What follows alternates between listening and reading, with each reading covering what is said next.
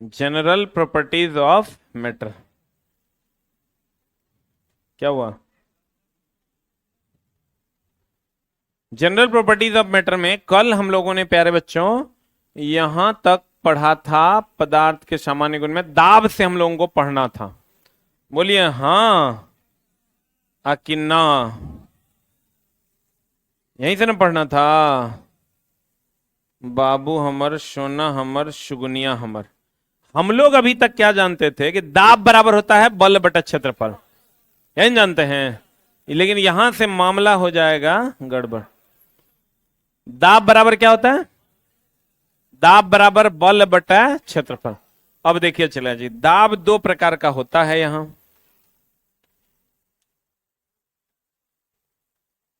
पीछे वाला पर्दा गिरा दीजिए, पर्दा गिरा दो हो बलम जी। कहते हैं, गौर फरमाइएगा, दाब बराबर क्या बराबर चला जी? दाब बराबर क्या आप जानते हैं? बल बटा क्षेत्रफल, यही जानते हैं। बहुत बढ़िया बात है, लेकिन यहां मामला थोड़ा टाइट है। दाब दो चीजों का होता है चला जी। एक तो ठोस का दाब होता है और एक होता है द्रव या गैस का दाब। एक होता है ठोस का दाब, एक होता है क्या? द्रव या गैस। ठोस का जो दाब होता है मेरी जाने मोहब्बत, वो होता है बल बटा क्षेत्रफल। आज जो द्रव का दाब होता है वो होता है चला घनत्व, घनत्व गुना गुरुत्वीय त्वरण जी गुना गहराई।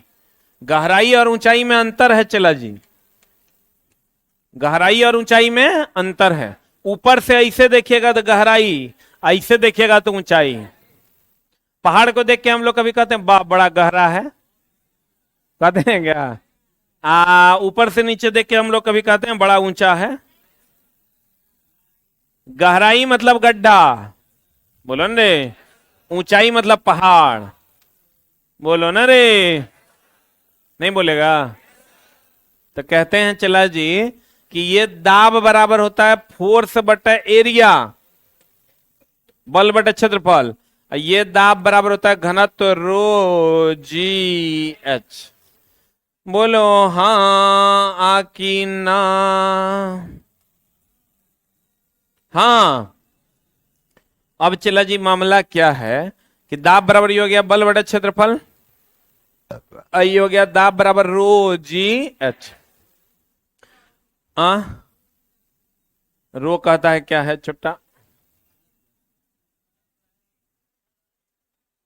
रो क्या है? घनत्व है। जी गुरुत्वीय त्वरण है और एच क्या है? गहराई। गहराई ऊपर से नीचे के नीचे से ऊपर।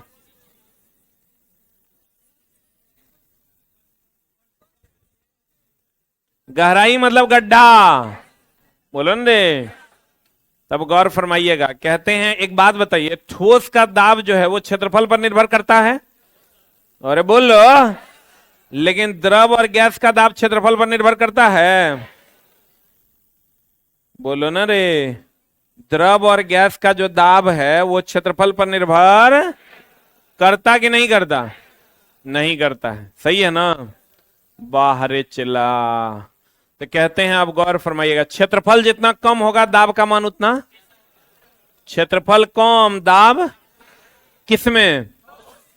अच्छा एक बात बताओ, अभी दो टांग पर हम खड़े हैं, दो पैरों पर खड़े हैं, एक पैर पर खड़ा हो जाएंगे, एक पैर पर भी नहीं, एक उंगली पर खड़ा हो जाएंगे, तो सबसे कम क्षेत्रफल होगा जब हम उंगली पर खड़े होंगे। और जब उंगली पर खड़े होंगे तो क्षेत्रफल कम होगा, क्षेत्रफल कम होगा दाब क्या होगा? ज्यादा। बोलो न रे। क्षेत्रफल कम होगा तो दाब ज्यादा। बताओ, हम अगर कोई डूब रहा है, दलदली जगहों पर कोई डूब रहा है, तो उसको खड़ा होना चाहिए कि लेट जाना चाहिए कि बैठ जाना चाहिए? लेट जाना चाहिए। लेटने से धीरे धीरे मरेगा, ठीक ना? तुरंत नहीं मरेगा, धीरे धीरे मौत के तरफ जाएगा, क्योंकि जब लेटेगा चला क्षेत्रफल ज्यादा होगा, की हो जाएगा। अरे भाई रहेगा तो पानिये में ना, क्षेत्रफल ज्यादा होगा तो दाब कम लगेगा, और दाब कम लगेगा लेकिन मरेगा जरूर। तब गौर फरमाइएगा। उसके बाद आपको कहेगा बताइए, दूगो बैलून है, दूगो क्या है, दूगो बैलून है, उसमें समान मात्रा में जो है हवा भरा है, और उसको हम लोग सुई से छेद करते हैं। किससे छेद करते हैं?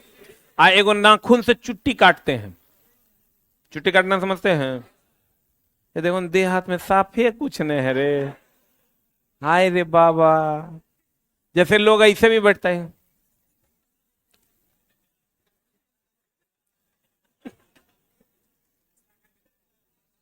हे भगवान हे भगवान, की विचार है रे। अरे चला, पढ़ाई लिखाई बातों में होगा, कोनो काम करके खा लेगा, जरूरी नहीं पढ़िए के शहीद हो जाना है। हाय रे बाप, हे देखो अलहुआइल है एकदम। कहते हैं चला जी कि अगर नाखून से छेद करेंगे तो सुई से चुभोएंगे, तो सुई का क्षेत्रफल कम है, नाखून का क्षेत्रफल ज्यादा है, तो इसका क्षेत्रफल नाखून का ज्यादा है, तो दाब कम लगेगा, तो जल्दी केकरा से छेद आएगा? केकरा से? एक दूगो को देख रहे हैं हम, चेहरा बड़ा हंसी आ रहा है, हम कहते केकरा से छेद आएगा, सब कहता सुई से। कहता हे भगवान। और ये जो द्रव का दाब है चला, वो घनत्व पर निर्भर करता है। अब जैसे घनत्व मतलब तुम कीचड़ में तुम दबोगे, तो कीचड़ का घनत्व ज्यादा कि पानी का? कीचड़ का घनत्व ज्यादा ना, आप पानी का घनत्व, तो कीचड़ का घनत्व ज्यादा होता है तो उसका दाब भी ज्यादा होगा। बोलो न रे, दाब ज्यादा होगा मतलब कीचड़ में दबोगे तो ज्यादा दबेगा, ज्यादा दाबेगा कि कम दाबेगा? आज ज्यो ज्यो तुम गहराई में जाओगे त्यों त्यों दाब तुम पर ज्यादा पड़ेगा, क्योंकि गहराई बढ़ने से दाब क्या होगा? बढ़े। अगर पानी में आप डूबते हैं तो ज्यो ज्यो डूबते जाइएगा त्यों त्यों और दबाएगा कि कम दबाएगा? और दबाएगा, आप पर दाब ज्यादा लगेगा। बोलो न रे, बहुत बढ़िया। तो हम ये एक बात बताओ तुम, अगर हम द्रव के दाब की बात करें तो ये क्षेत्रफल पर निर्भर, लेकिन ठोस के दाब की बात करें तो यह क्षेत्रफल पर निर्भर करता है। बहुत बढ़िया बात। देखो, एक होता है दाब यानी प्रेशर, एक होता है स्ट्रेस, दोनों में अंतर है। दाब और प्रतिबल, ये ध्यान रखिएगा, दोनों में अंतर है। दाब इज अ प्रेशर,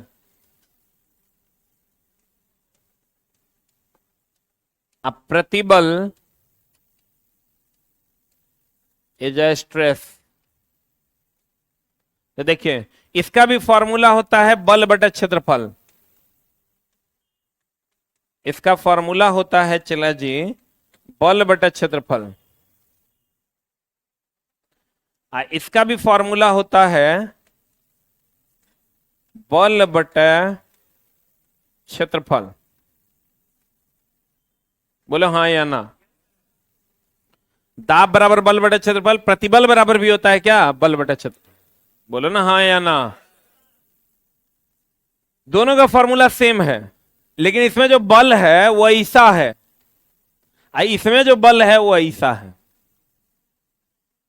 जैसे हम लोग कहते हैं ना बड़ा स्ट्रेस हो रहा है, तो स्ट्रेस हो रहा है मतलब खिंचाव हो रहा है।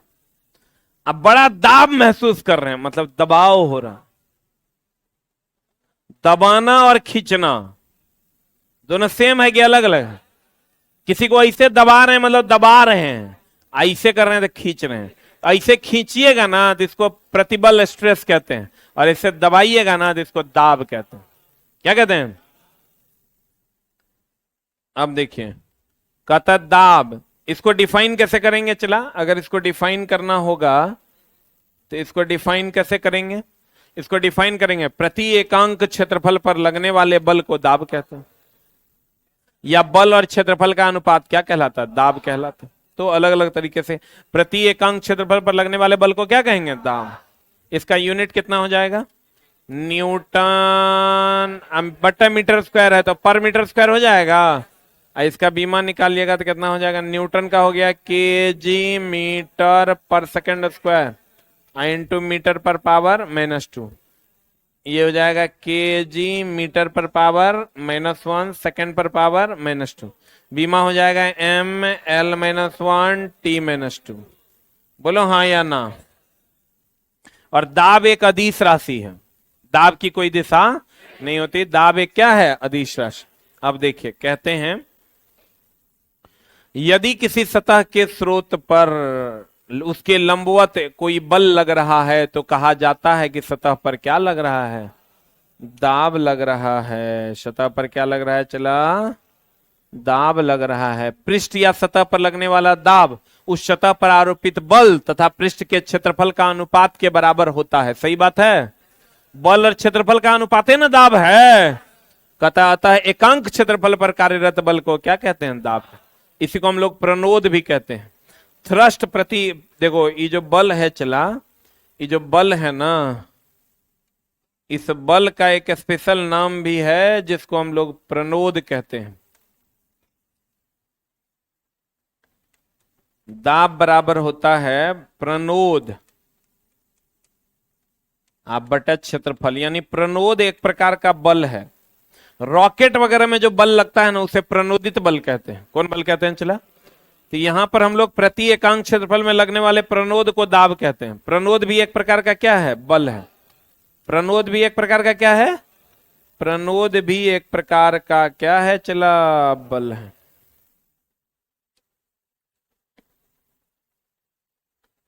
प्रणोद एक प्रकार का क्या है, बल है। दाब बराबर होता है प्रणोद बटा क्षेत्रफल, तो प्रणोद एक प्रकार का क्या है, क्या है, बल बटा क्या है, क्षेत्रफल। कहते हैं प्रणोद प्रति इकाई क्षेत्रफल दाब कहलाता है। प्रति इकाई क्षेत्रफल पर लगने वाला जो प्रति इकाई क्षेत्रफल प्रणोद प्रति इकाई क्षेत्रफल दाब कहलाता है।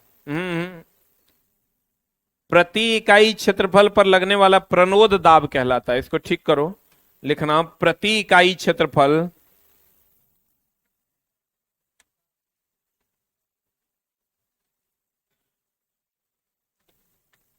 प्रति इकाई क्षेत्रफल पर लगने वाला प्रणोद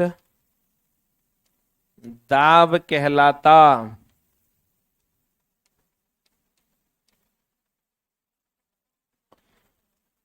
प्रति इकाई क्षेत्रफल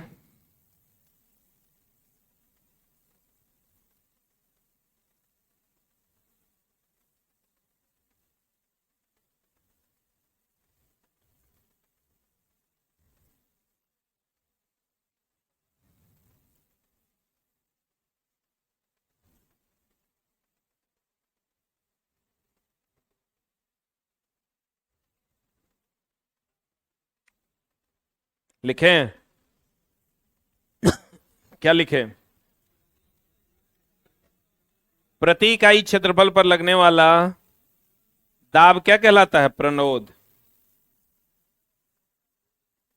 प्रति इकाई क्षेत्रफल पर लगने वाला प्रणोद जो है वो दाब कहलाता है। देखिए इसको हम लिख सकते हैं, ये प्रति इकाई क्षेत्रफल पर लगने वाला प्रणोद दाब कहलाता है। बोलो ने, दोनों का यूनिट सेम होगा। उसके बाद आते हैं चला, दाब बराबर क्या हो गया, बल बटा क्षेत्रफल या प्रणोद बटा क्षेत्रफल। अब बताइए क्षेत्रफल बढ़ेगा तो दाब का मान क्या होगा, अरे क्षेत्रफल बढ़ेगा तो दाब घटेगा ना, लेकिन बल बढ़ेगा तो दाब बढ़ेगा।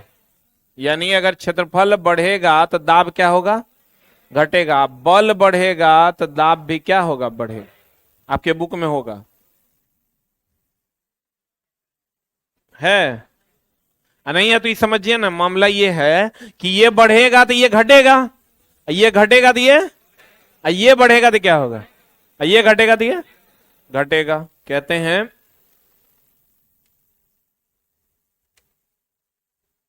एक बार बराबर होता है 10⁵ न्यूटन पर मीटर स्क्वायर या 10⁵ पास्कल। बार जो है सीजीएस मात्रक, मिली बार होगा तो 10⁻² न्यूटन पर मीटर स्क्वायर या 10⁻² पास्कल। ये तो याद करने की चीज है। चला, दाब सदिश है कि अदिश है।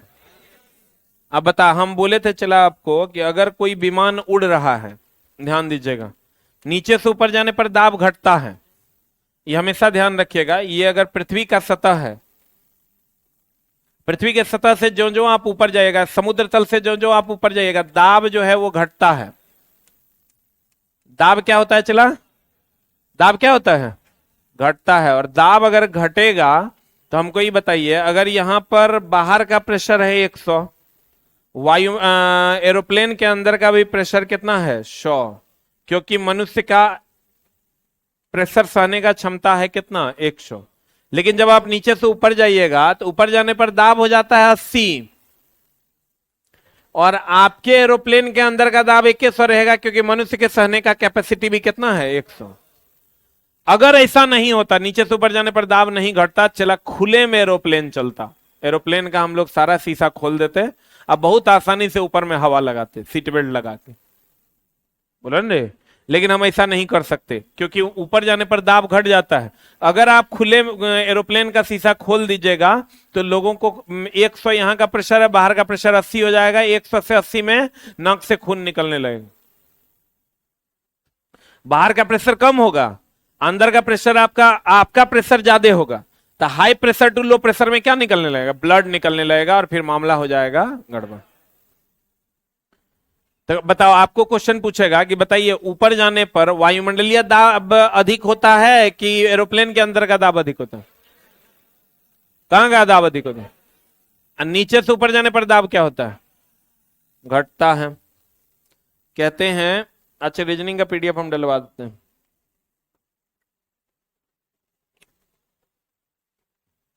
कहते हैं उड़ते विमान के अंदर का दाब बाहर की अपेक्षा अधिक की कम? अधिक होती है। दाब का सही मात्रक न्यूटन पर मीटर स्क्वायर होगा, या इसी को हम लोग क्या कहते हैं? पास्कल। और दाब की बीमा न्यूटन का हो गया mL/t-2, मीटर स्क्वायर का हो गया L स्क्वायर, तो mL-1 T-2। बार तथा मिली बार, ऋतु विज्ञान में वायुमंडलीय दाब को प्रायः बार अथवा मिली बार में प्रदर्शित करते हैं।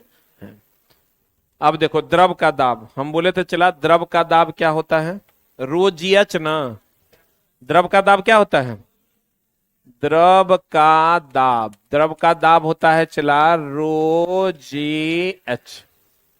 बोलो हाँ या ना? यानी द्रव का दाब क्षेत्रफल पर निर्भर, किस पर निर्भर करता है? गहराई पर। एक बात बताइए, ये बांध है, ये क्या है चला? बांध अगर आप देखे होंगे चला जी, तो आप देखिएगा ऊपर में पतला होता है, नीचे मोटा होता है। देखे हैं कभी बांध? बांध में ऊपर में होता है पतला, नीचे होता है मोटा। ऐसा क्यों? इसलिए ऐसा चला कि जो जो नीचे जाइएगा आप गहराई बढ़ते जाएगा, और गहराई बढ़ेगा तो दाब का मान बढ़ेगा, और दाब बढ़ेगा तो नीचे ज्यादा दाब लगाएगा, जिसको ज्यादा मोटा कर देते हैं। ऊपर में गहराई कम है, हम बोले गहराई ऊपर से देखना है कि नीचे से? ऊपर से देखना है। यहां गहराई कम की ज्यादा? यहां गहराई ज्यादा है तो दाब ज्यादा होगा। पानी का दाब यहां ज्यादा होगा, दाब ज्यादा होगा तो इसको मोटा कर देते हैं। ऊपर में दाब कम है तो इसको क्या करते हैं? पतला करते हैं। बोलो ने? तो कहते हैं, गौर फरमाइएगा, द्रवों का दाब, प्रति इकाई क्षेत्रफल पर लगने वाले बल को द्रव का दाब कहते हैं। चूंकि द्रव के अणु सभी दिशाओं में, अब देखो चला मामला क्या है कि अगर कोई कंटेनर है, ये मान लीजिए कंटेनर है, हम इस पर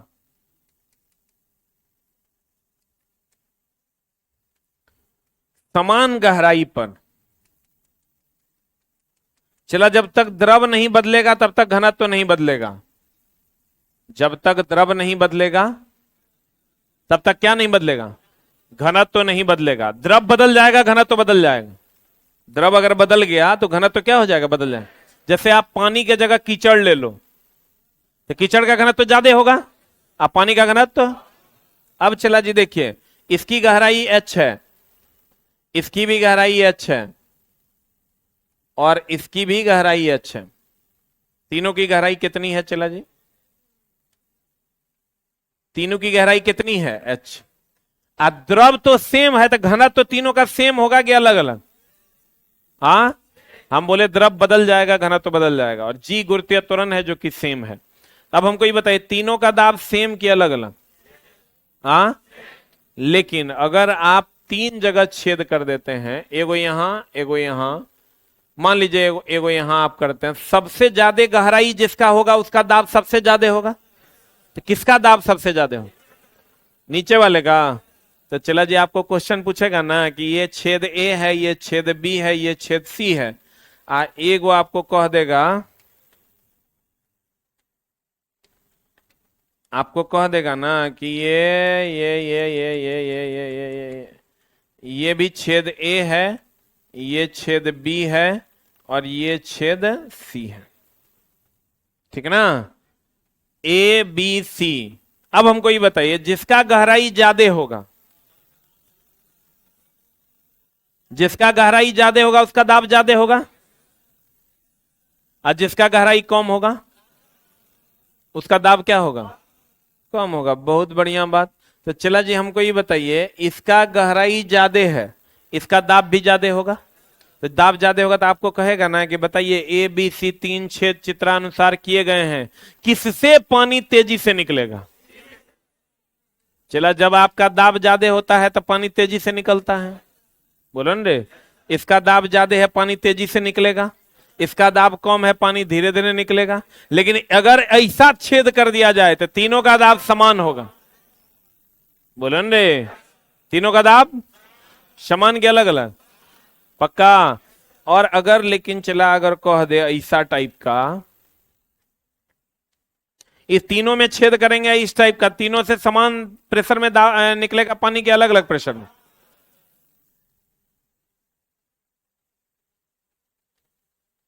मेरी सोहरज भी तुझे मालूम नहीं, no no no no no no no no no no no.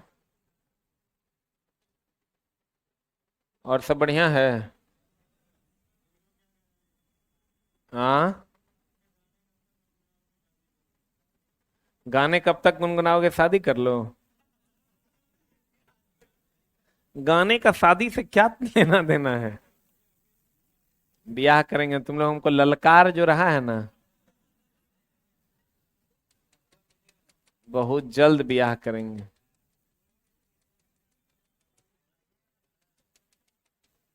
अब देखो, चला तीनों का क्षेत्रफल, और 6 महीना के अंदर तुम लोग को हम चाचा बना देंगे, मतलब 9 महीना के अंदर। देखो, कहते हैं, गौर फरमाइएगा, अगर इसका क्षेत्रफल ये मान लो ए है, ये मान लो बी है, ये मान लो सी है। अभी बेचारा मनीष फंसा हुआ है, वो भी ब्याह नहीं कर रहा है इसी सब डर से कि जेल चल जाएंगे, बीवी के देखेगा। A B C, A B C, है ना। इसका क्षेत्रफल ज्यादा है, इसका कम है, उसका सबसे कम है। लेकिन बताओ, क्षेत्रफल पर निर्भर करता है। तो ए का दाब बराबर बी का दाब बराबर सी का दाब। यहां भी चला, ए का दाब बराबर बी का दाब बराबर सी का दाब। लेकिन यहां सी का दाब ज्यादा, बी का दाब कम, ए का दाब सबसे कम। बोलो हाँ या ना। लेकिन अगर द्रव के अंदर किसी बिंदु पर, अगर ये द्रव है, इसके अंदर अगर किसी बिंदु पर दाब कहेगा चला, तो हर जगह समान होगा कि अलग अलग होगा? द्रव के अंदर किसी बिंदु पर अगर दाब कहेगा तो हर जगह समान होगा, हर दिशा में समान होगा, क्योंकि क्षेत्रफल हर जगह समान है, घनत्व समान है, जी का मान वही है। बोलन रे। तो हम ये कह सकते हैं, द्रव के अंदर किसी बूंद पर दाब जो होगा वो हर जगह क्या होगा? समान, हर तरफ समान होगा। बोलो हाँ या ना। कहते हैं, चूंकि द्रव के अणु सभी दिशाओं में समान रूप से गति करते हैं, अतः किसी बिंदु पर द्रव का दाब, किसी बिंदु पर, यह बिंदु मान लेते हैं, इस बिंदु पर सभी दिशाओं में द्रव का दाब समान होगा कि अलग अलग होगा? सभी दिशाओं में समान रूप से लगता है। द्रव के अंदर किसी बिंदु पर द्रव के दाब की गणना का जो सूत्र होता है, वो फॉर्मूला होता है दाब का, रो जी एच। एच क्या है? द्रव के सतह से उस बिंदु की गहराई।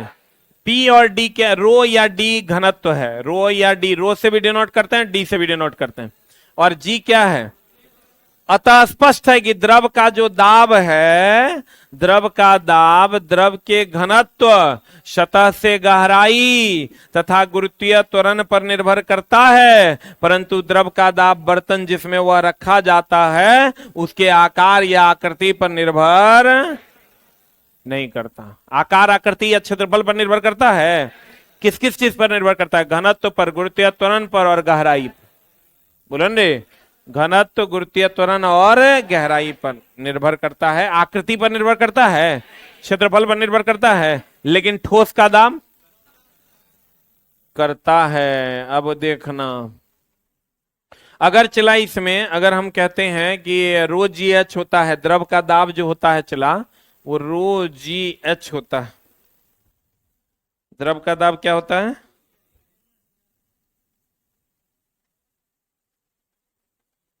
मोबाइल इतना गर्म हो जाता है कि जंघा गरमा देता है। तुम लोग के साथ ऐसा होता है? होता है? बाप रे, गौर फरमाइएगा। दाब क्या है चला? दाब। दाब होता है द्रव का दाब। किसका दाब चला? द्रव का दाब होता है रो जी एच, रो जी एच। यहां अगर इसमें वायुमंडलीय दाब, मान लो ये द्रव है और ये द्रव का दाब जो है इसकी गहराई एच है और इसका घनत्व तो रो है और रो है और गुरुत्वीय त्वरण का मान जी है, तो रो जी एच होगा। लेकिन अगर इस पर हम लोग वायुमंडलीय दाब को भी कंसीडर करें तो तब दाब हो जाएगा वायुमंडलीय रो जी एच प्लस वायुमंडलीय दाब। यही मामला है। अगर हम वायुमंडलीय दाब बहुत निग्लिजिबल होता है, जब तक क्वेश्चन नहीं कहे हमको कंसीडर करने की जरूरत नहीं है। तो कहते हैं चला द्रव का दाब जो होता है वो रो जी एच प्लस क्या होता है? वायुमंडलीय दाब। रो जी एच प्लस क्या होता है चला?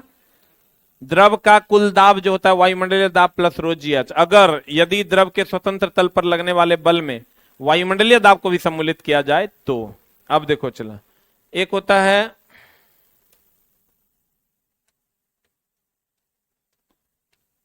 ठोस, एक होता है चला द्रव और गैस।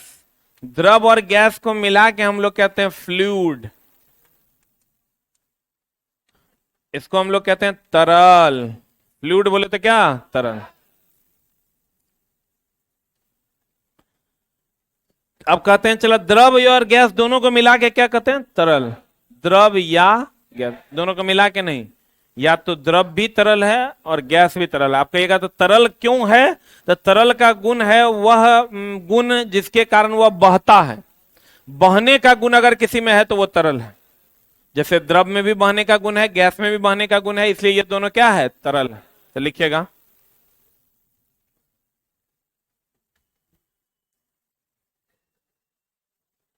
द्रव या गैस तरल है, द्रव या गैस, रो बोले तो घनत्व, द्रव या गैस क्या चला? जब ये तरल कह दे मतलब ठोस होगा कि नहीं होगा? ठोस होगा?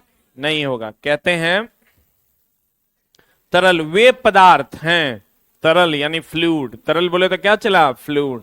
वे पदार्थ हैं जिनमें वहनीयता यानी फ्लो का गुण होता है। ये बर्तन का आकार धारण करने की क्षमता रखते हैं। इस तरह द्रव व गैस दोनों क्या है? दोनों क्या है? तरल। अब बता द्रव के दाब का नियम बता, किसका दाब ज्यादा होगा? सी का दाब ज्यादा होगा। क्यों? द्रव के भीतर किसी बिंदु पर द्रव का दाब द्रव के स्वतंत्र तल के बिंदु से गहराई पर निर्भर करेगा। सही बात है। द्रव के अंदर किसी भी जगह पर दाब जो है वो किस पर निर्भर करेगा? गहराई निर्भर करता है। जैसे जैसे गहराई बढ़ेगी द्रव का दाब भी क्या होगा? बढ़ेगा। क्यों बढ़ेगा? P बराबर क्या होता है? रो जी एच। बोलन रे। अब यहां देखो ये तीनों में देख लो, दिख रहा है ना?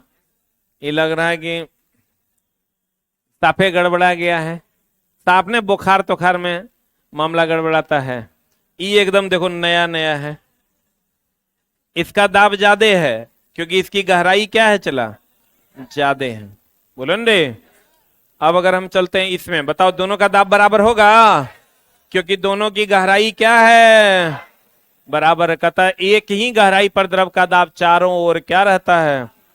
अब बताओ इसमें अगर हम बात कर लें चला, तो इसमें दाब जो होगा, ये इतना भरा हुआ है, नबका वाला किताब में हम भरे थे, देखो भरल होगा, थर्ड एडिशन में है भरल। तो बताओ इसमें तीनों में दाब बराबर के अलग अलग। कहते हैं किसी द्रव के एक ही क्षैतिज तल में स्थित सभी बिंदुओं पर दाब समान होता है। द्रव पात्र में द्रव सिर्फ उसके ऊर्ध्वाधर गहराई पर निर्भर कर, द्रव पात्र में दाब, यहां कर लो, द्रव पात्र में दाब, द्रव पात्र में दाब सिर्फ उसकी ऊर्ध्वाधर गहराई पर निर्भर करता है, न कि नली के आकार या चौड़ाई। द्रव पात्र में जो दाब होता है चला, सिर्फ और सिर्फ किस पर निर्भर करता है, गहराई पर। उसके क्षेत्र, नली के आकार या क्षेत्रफल पर निर्भर करता है, बोलन दे, नली के आकार, चौड़ाई, लंबाई, क्षेत्रफल पर निर्भर नहीं कर, केवल और केवल गहराई पर निर्भर करता है। तो बताओ तीनों का दाब समान होगा कि अलग अलग हो, समान के अलग अलग। अब कहते हैं चला पास्कल चचा के नियम, है ना। अब पास्कल का नियम क्या है चला, पास्कल का नियम कहता है, जितना बड़ा मजेदार नियम है, हाइड्रोलिक से संबंधित जितना नियम होगा, अरे इसको लिखना नहीं है भाई, हम जो आपको पढ़ा रहे हैं इसके लिए आपको एसके झा सामान्य विज्ञान की बुक अपने आगे खोल के रखनी है, वही पढ़ा रहे हैं हम। एसके झा विज्ञान थर्ड एडिशन मार्केट में उपलब्ध है, नहीं तो आस ऑफिशियल ऐप पे भी बुक सेक्शन में जाइएगा, उपलब्ध है, आप वहां से बुक कीजिए, बुक मंगवाइए और बुक से ही पढ़ना है। कहता है आप तो लिखते हैं हम मिटा देते हैं, हम लिखेंगे कैसे, गड़बड़ा जाएगा, उतना स्पीड में थोड़ी लिख पाइएगा। अब देखो चला, हम पढ़ाते हैं एसके झा सामान्य विज्ञान, मार्केट में उपलब्ध है बुक, आप ले लीजिए, हमारे एप्लीकेशन पे भी उपलब्ध है, लेकिन डिलीवरी आपका 20 दिन के अंदर कभी भी होगा, उससे पहले कॉल ना करें। कहते हैं चला हाँ, पास्कल चचा ने एक प्रयोग किया, पास्कल चचा, मेरा बस चले तो चला, सबसे ज्यादा अगर मजदूरों का कोई नुकसान किया है तो पास्कल ने किया है। पास्कल के कारण आज लोग बेरोजगार हैं। टेक्नोलॉजी को बढ़ाना बहुत अच्छी बात है, लेकिन टेक्नोलॉजी से जो लोग बेरोजगार हो रहे हैं वो भी बहुत बड़ी बात है। अभी भी चला गांव में ऐसे लोग हैं जिसको 2 वक्त का खाना नहीं मिल पा रहा है। अब मामला उन्होंने क्या किया, देखो उन्होंने ये किया कि अगर ये कोई वस्तु है, मान लीजिए 100 किलो का या 100 न्यूटन का, अगर किसी वस्तु का भार जो नीचे के तरफ है वो कितना न्यूटन है, आपको इससे जस्ट ज्यादा बल लगाना पड़ेगा तब ये वस्तु उठेगा। इससे थोड़ा सा ज्यादा बल लगाइएगा तो ये वस्तु उठेगा, कम से कम 101 न्यूटन तो आपको लगाना ही पड़ेगा तब उठा पाइएगा। पास्कल चचा ने कहा नहीं, इसमें आप द्रव भर दीजिए, वैसा द्रव जिसको दबाया ना जा सके, तभी दाब ट्रांसफर होगा, नॉन कॉम्प्रेसिबल। और यहां पर एक पटरी रख दी और यहां पर बल लगाए, और वही वस्तु जो वहां थी उस वस्तु को हम लोग यहां लेके चले आए।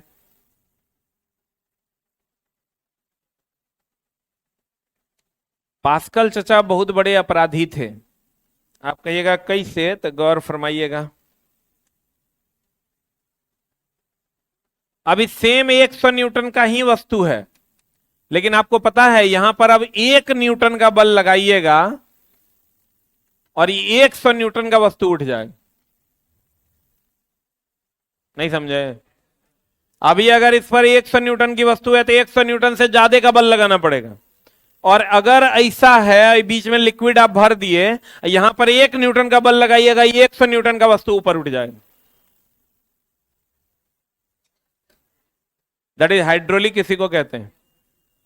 ये प्रयोग उन्होंने किया और ये सक्सेसफुल रहा। तब आप देखते होंगे कि बड़ा बड़ा टैंक लॉरी वगैरह, ट्रैक्टर वगैरह में हाइड्रोलिक लगा दिया जाता है, तो चला पूरा भरल ईटा जो है बहुत आसानी से एक आदमी ऐसे प्रेशर लगाता है और ऐसे पलट देता है।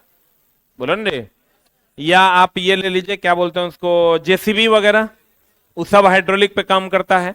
पहले का ट्रैक्टर आप चलाते थे, अब का ट्रैक्टर चलाइए, दोनों में डिफरेंस है कि नहीं है?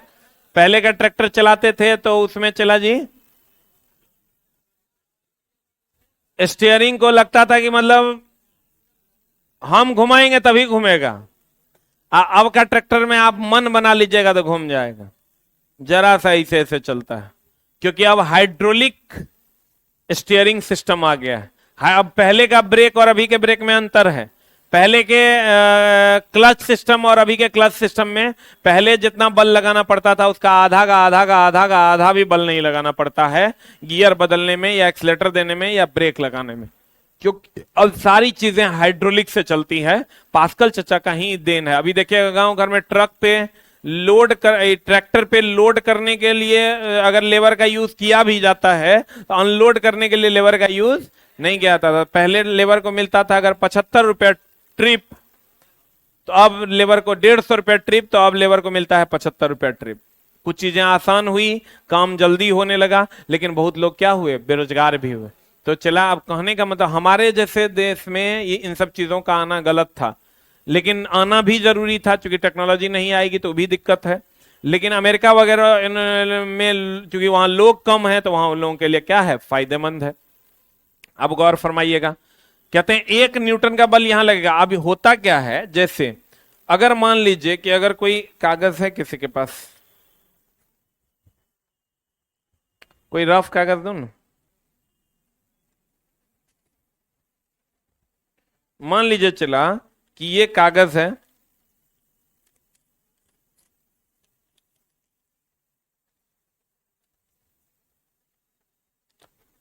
अब एक बात बताइए, इससे अगर हम इस पर बल लगाते हैं, अभी ये बल लगेगा? नहीं लगेगा। बोलिए क्यों? क्योंकि ये कंप्रेसिबल है, ये संपीड़ित हो जा रहा है।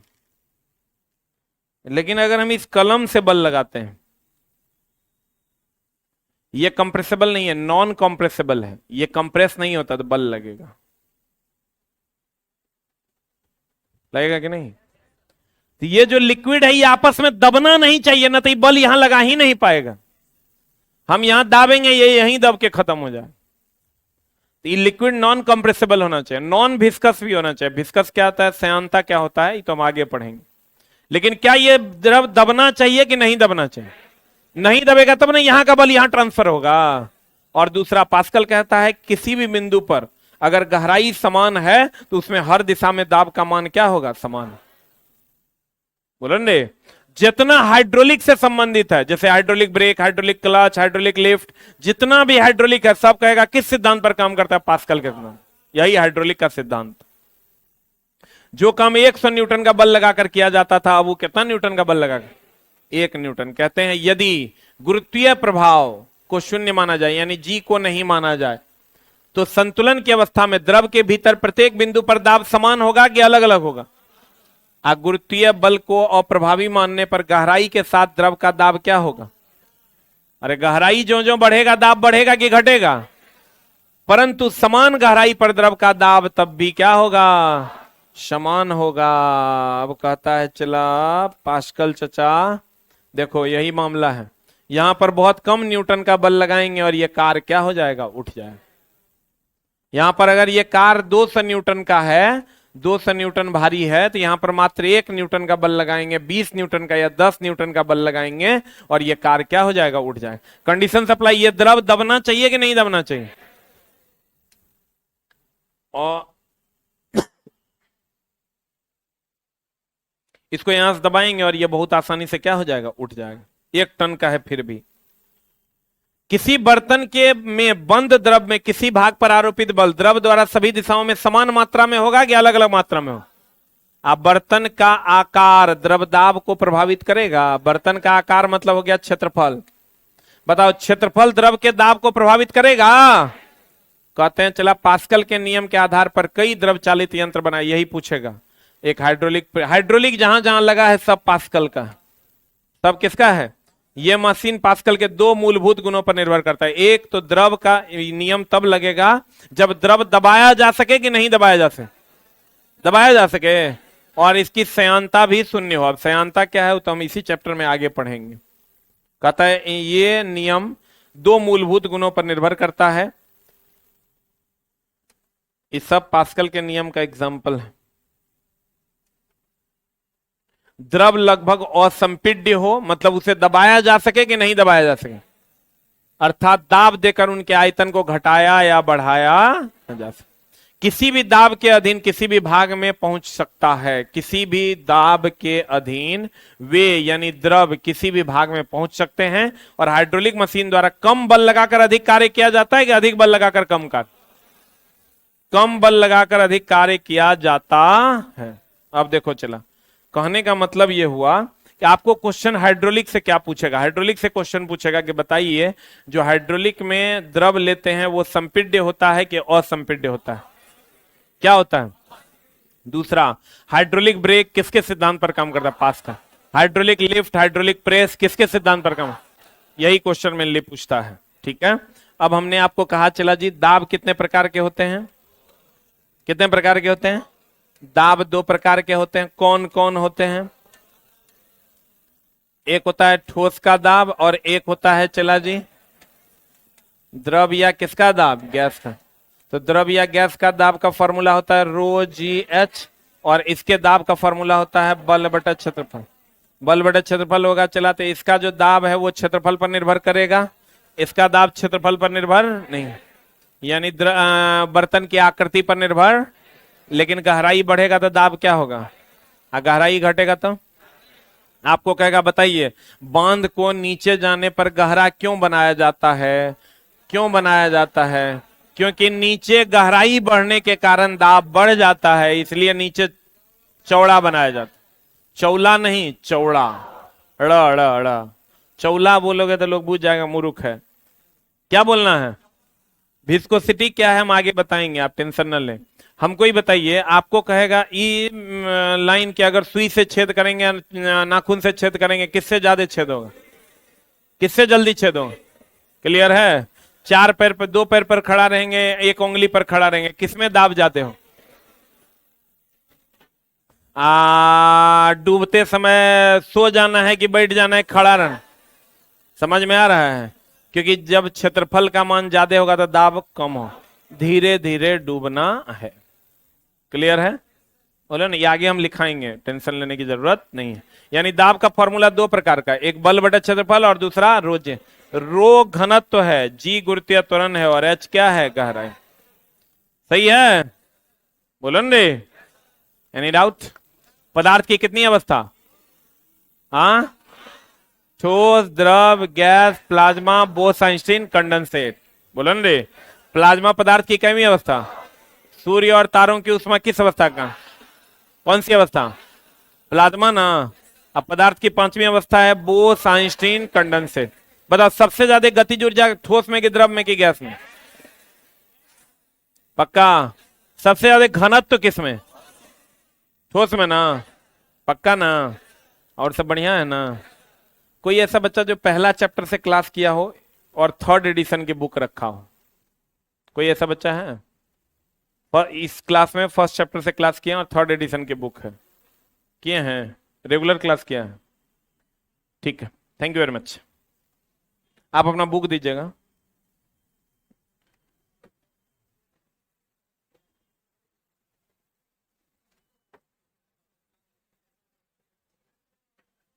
मनीष कुमार टंटी जी, आप बुक को आस ऑफिशियल ऐप से बुक कर सकते हैं। 20 दिन, 15 से 20 दिन में घर पहुंचेगा।